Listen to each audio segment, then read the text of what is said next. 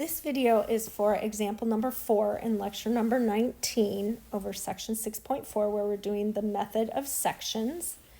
So I've got this truss and it is asking me to calculate the force in members KJ, KD, and CD and indicate whether the members are in tension or compression. So I'm going to do a cut straight through all three of those.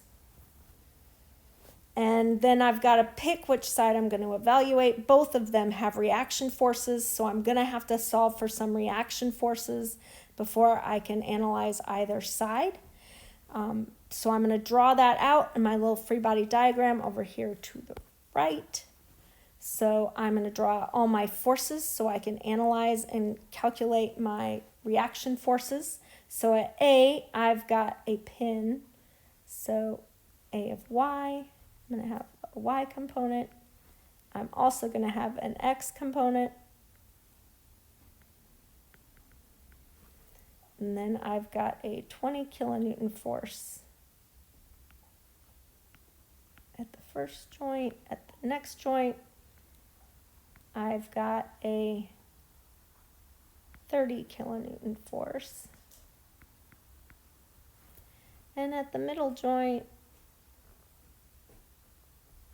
I've got a 40 kilonewton force. And then I've got the reaction force at G, which it's a roller, so it is going to go straight up. So I assume the directions for the pin, but for G, I know it's a roller, so it has to be straight up. I'm going to say G of Y. So in order to calculate one of the forces, A of X is 0 because there are no zeros, so I could do either side, but I'm going to choose to solve for the right side, so I'm going to do the analysis to find G of Y. So I'm going to sum the moments about point A to find G of Y. So I'm going to assume counterclockwise positive. Sum the moments about point A equals 0. And I'm going to have negative 20 times 2 minus 30 times 4 minus 40 times 6 plus G of Y times 2, 4, 6, 8, 10, 12 equals 0. So if I solve that, it gives me that G of Y equals 33.3333 kilonewtons. And my assumption was correct. It is going upward. So now I'm going to draw my truss. The section I chose to use was the right side. There were a couple reasons. Number one, G of Y was on a roller, so I knew I wouldn't have an X component. Number two, though, is that there are all these downward forces that are past point D. So I'm going to analyze this, so I only have to include one of those downward forces. And it is going to be right here on my free body diagram on my right side. So this is joint D. So I've got a vertical component of 40 kilonewtons. And then I've got my reaction force at G, which is 33.333 kilonewtons. Those are the only external forces acting. And then I'm going to have the internal forces that I'm going to draw always in tension. So I'm going to draw them away from the joints. So I'm going to have one up here. This is FJK. I'm going to have one here.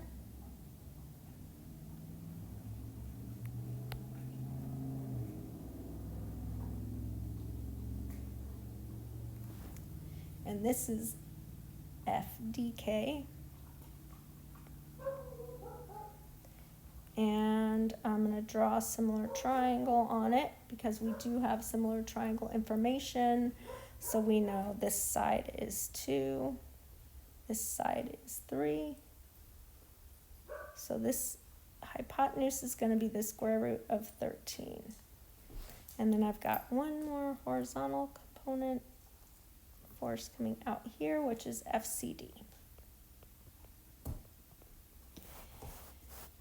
All right, so looking at this, if I solve and do the moments at point D, then I will only have FJK to solve for. So I'm going to do some of the moments about point G first to solve for FJK. So I'm going to assume counterclockwise positive. Some of the moments about D equals 0. So the 40 kilonewton force goes through that. So I'm going to have positive FJK. And it is 3 meters away.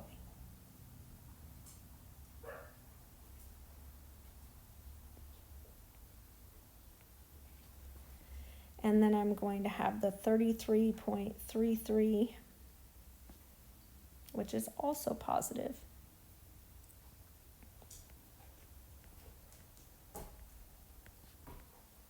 And it is 33.333, and that is 6 meters away, equals 0. So if I solve that, I'm going to get FJK equals negative, so it's in compression, 66.666 kilonewtons. All right, now looking at this, now that I have one component, if I do the sum of the forces in the y, I'm going to be able to solve for FDK because it's the only unknown that has a y component. Sum of the forces in the y equals 0. So I'm going to have the negative 40. I'm going to have positive FDK times its vertical component, which is 3 over the square root of 13.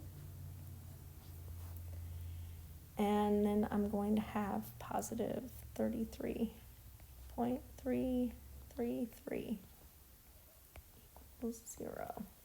So if I calculate that out, I get FDK equals a positive number. So it is in tension of 8.0127 kilonewtons. So last of all, I'm going to do the forces in the x direction to solve for CD.